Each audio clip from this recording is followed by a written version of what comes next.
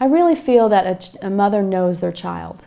They know their behaviors, they know their attitudes, their personality, and I feel it's important for a mother to trust their instinct that if they feel that something is going on or something just isn't right, then they should go with that and find someone who is perhaps more knowledgeable in eating disorder, has some kind of background in this area, or is a developmental, pediatrician, more specifically related to the area in that they know development, and perhaps if they are trained, they know eating disorders. That would be my best guess, because if you have someone who is low weight to begin with and they've lost 10 pounds, particularly for a child or an adolescent, that can be critical not only to their development but to their health and to the long-term consequences of an eating disorder.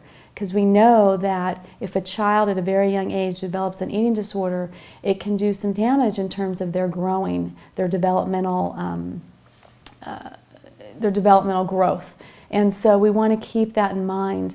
I also really want to empower parents, because it's important that I feel that they can be an advocate and oftentimes have to take treatment into their own hands, in that they have to be the ones that research and find what would be best or most effective for their child. I also know, on the other hand, that parents can be biased. And oftentimes it's hard for us to see what's really going on when it's so close to us, when our hearts are involved. And so we have to get some distance. And oftentimes it's important to get a professional's opinion and trust that professional, because they may know what we can't see.